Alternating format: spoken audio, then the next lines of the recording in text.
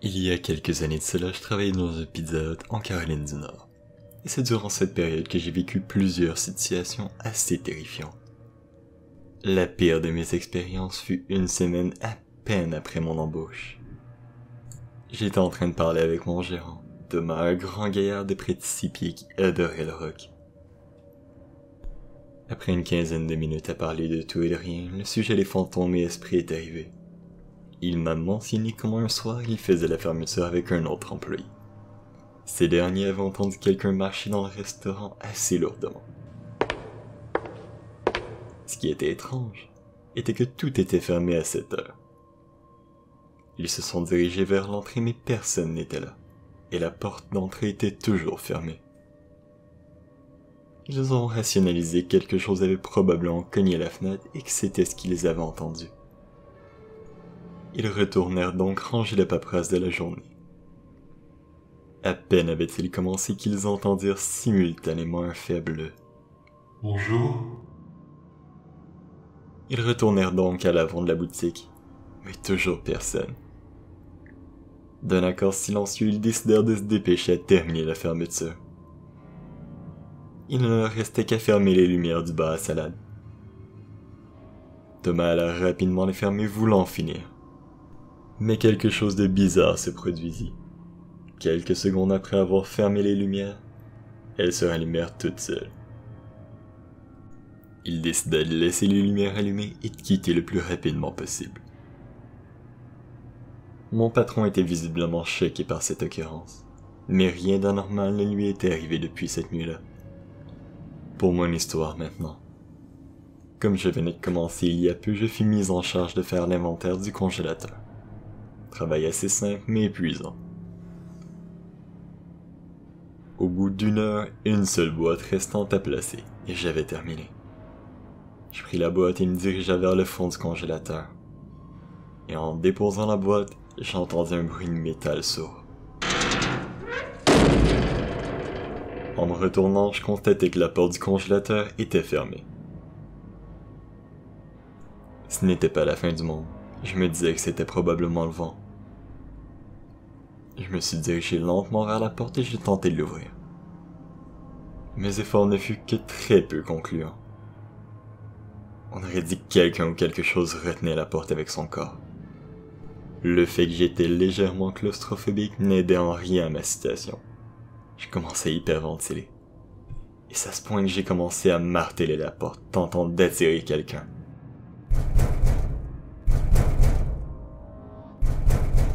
Après une quinzaine de minutes à marteler la porte, je n'en pouvais plus. Ça allait vraiment finir comme ça, dans un foutu congélateur. Je ne sentais plus mes mains depuis un moment. De fines gouttes de sang coulaient de mes jointures.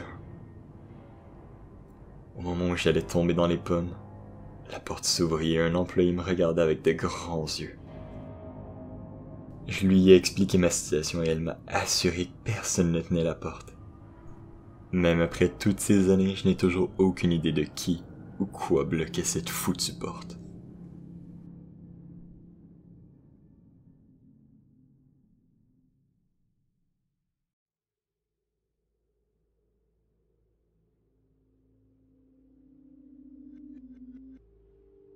Je suis une jeune femme de 18 ans.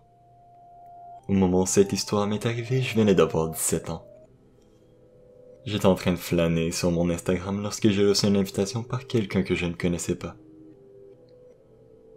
Cela m'arrive souvent, j'avais un Instagram assez geek et j'étais une fille, donc ça attirait du monde. Et j'acceptais la plupart des invitations et jusqu'à présent je n'avais eu aucun problème. Lorsque j'ai commencé à avoir des messages de cette personne, j'ai répondu normalement, comme je le ferais avec n'importe qui. À l'époque, j'étais encore un peu naïve, et aucune alarme n'avait retenti dans mon cerveau. J'ai fini par parler avec cet inconnu toute la nuit, jusqu'à ce que je m'endorme sur mon cellulaire. En me réveillant, je vis qu'il m'avait laissé une trentaine de messages, me demandant si j'allais bien et ce qui m'était arrivé. Même après tout ça, j'ai continué à lui parler. Comme je l'ai dit plus tôt, j'étais assez naïve à l'époque.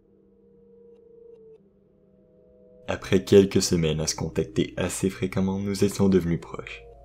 mais rien de super sérieux certes. Il y avait du flirt par-ci par-là, mais rien de flagrant. Du moins, c'est comme ça que moi je le voyais. Mais j'ai fini par comprendre que pour lui c'était sérieux. Lorsque je parlais avec des amis, ou avec qui que ce soit, il clamait que je le trompais et m'injuriait. Il avait commencé à me donner un petit surnom, son petit ange, et il disait qu'il m'aimait de tout son être. Même lorsque j'essayais de lui dire que je ne le voyais que comme un ami proche, il persistait. J'aurais dû arrêter de lui parler à ce moment-là, mais comme mentionné plus tôt, j'étais assez naïf. Et malgré la situation, je ne voulais pas le perdre comme ami, si cela fait du sens. La situation a continué pendant plusieurs mois, et il n'arrêtait pas de me faire des avances. J'ai fini par lâcher prise sur le fait de sauver cette amitié. Avec du recul, je me rends compte que j'étais la seule qui voyait cela comme une amitié. J'ai dû demander à ma meilleure amie Stella d'intervenir. Elle lui a dit de me laisser tranquille ou elle ferait une plainte à la police pour harcèlement. Quelques instants après que Stella eut envoyé ce message, elle reçut un lien qu'il envoyait sur une page du Deep Web. Cette page parlait d'embauche de tueurs à gages, ainsi que des contrats qu'il pouvait effectuer. Lorsque Stella m'a contacté pour me dire ce qu'il avait fait, ça nous a tous les deux mis les jetons. J'ai arrêté tout contact avec lui dès qu'elle m'en a parlé. Je ne sais pas comment, il avait réussi à trouver mon numéro de téléphone et avait commencé à me contacter directement. Je ne répondis qu'une fois. La première fois, ne sachant pas qui m'appelait.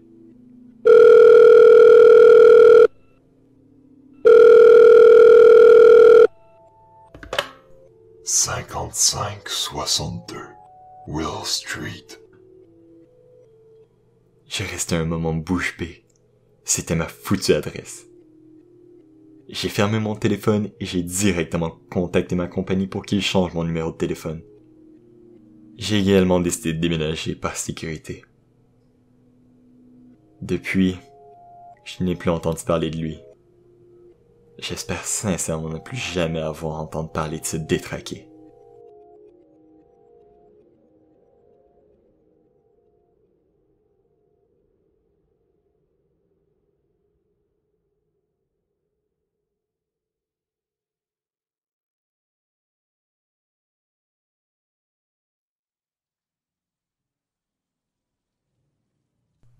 Cela m'est arrivé il y a près d'1 mois. À vrai dire, j'étais réticente à poster mon histoire de peur de devoir revivre mon expérience. Mais bon, il faut que j'en parle. Cette histoire me ronge de l'intérieur. Pour vous mettre dans le contexte, je suis une jeune fille de 22 ans originaire de Bulgarie. Présentement, j'étudie les arts modernes. Durant le congé de Noël, j'étais de retour dans le village de mes parents. Mon histoire commence après le jour de l'an. La maison de mes parents est située dans un village à une quinzaine de minutes d'une grande ville. C'est une petite maison 2 étages assez vieille. J'étais assise dans ma chambre plongée dans mon carnet de dessin.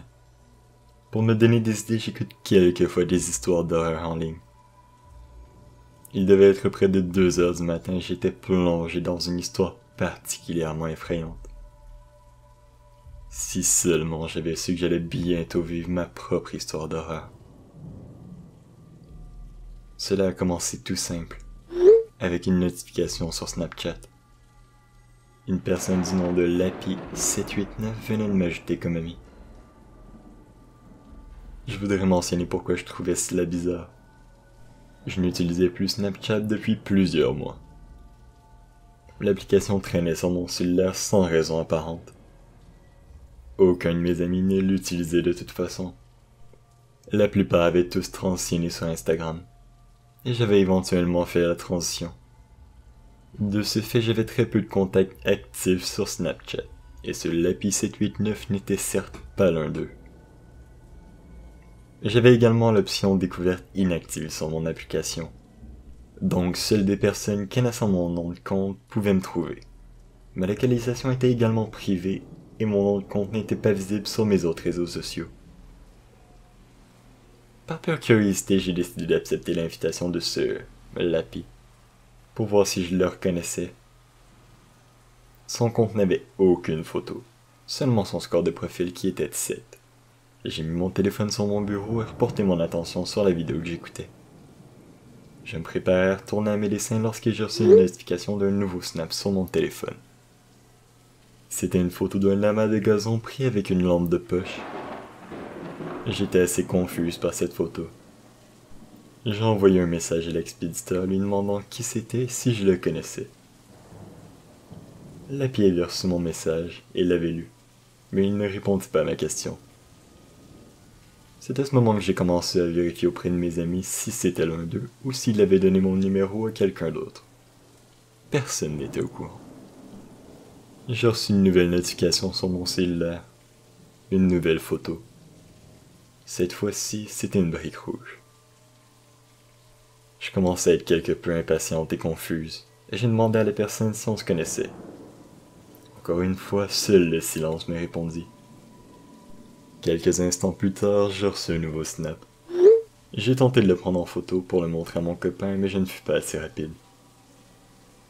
Cette fois-ci, c'était une photo de ce qui ressemblait à une poignée de porte.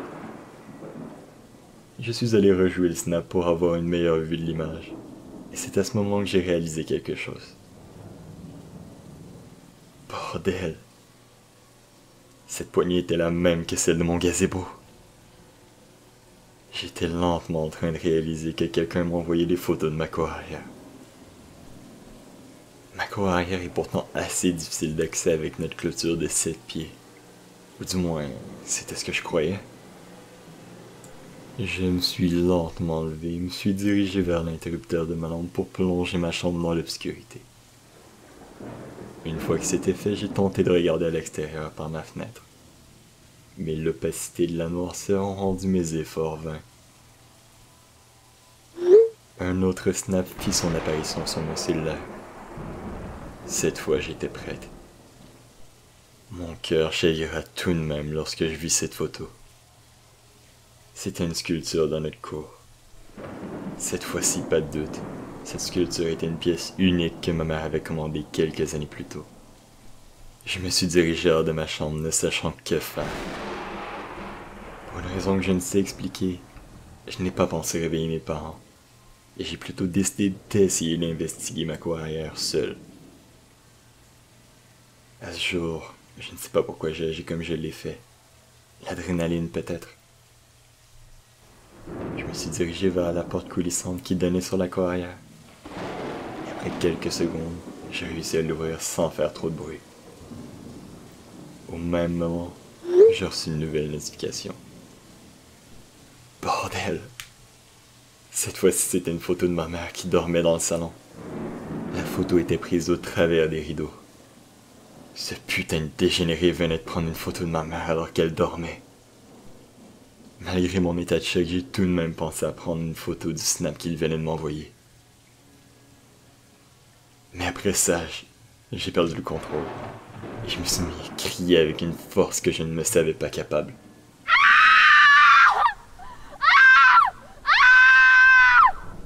Mon père courut dans l'escalier manquant de tomber à plusieurs reprises. Je lui expliquais du mieux que je pouvais la situation dans mon état. Et courut dans sa chambre, prit son bat de baseball et sortit à l'extérieur. Ma mère s'était également réveillée dû à mon éclat. Elle essaya de me calmer, voyant que j'étais en train d'hyperventiler. J'essayais avec peu de succès de lui expliquer la situation. Les paroles se bloquaient dans ma gorge. Quelques instants plus tard, la porte d'entrée s'ouvrit lourdement. C'était mon père. Il n'avait trouvé personne à l'extérieur. Je leur ai montré les photos que j'avais prises. Ils semblaient tous les deux certes troublés, mais... Ils rationalisaient que c'était probablement le frère d'un de mes amis. Cette théorie aurait pu être plausible, mais le problème est que la plupart de mes amis proches ne vivent pas près de chez moi, loin de là. Donc le fait que c'était quelqu'un que je ne connaissais pas nécessairement était beaucoup plus plausible. Je suis retourné dans ma chambre et j'ai directement vérifié si j'avais eu une nouvelle notification depuis. Il n'y avait qu'un message. Je l'ouvris à moitié terrifiée et à moitié curieuse. Le message était simple mais terrifiant. À bientôt, ma petite. Tu as une magnifique maison. J'ai immédiatement bloqué le compte. J'ai peu dormi cette nuit-là. En me réveillant, j'ai vérifié auprès de mes amis s'ils avaient une idée de qui aurait pu me contacter. Encore une fois, personne ne savait rien. J'ai ensuite parlé à mon petit ami qui vérifiait de son côté si un de ses amis lui jouait un tour. Toujours rien. Nous avons essayé de retrouver le compte de ce Lappy, mais ce dernier n'existait plus. C'est ce jour-là que j'ai pris la décision de supprimer définitivement Snapchat de mon cellulaire. Jusqu'à ce jour, je me demande toujours ce que cette personne voulait. Est-ce qu'elle voulait juste me faire peur? Ou ses intentions étaient-elles beaucoup plus sombres? J'espère de tout mon cœur n'avoir jamais à le découvrir.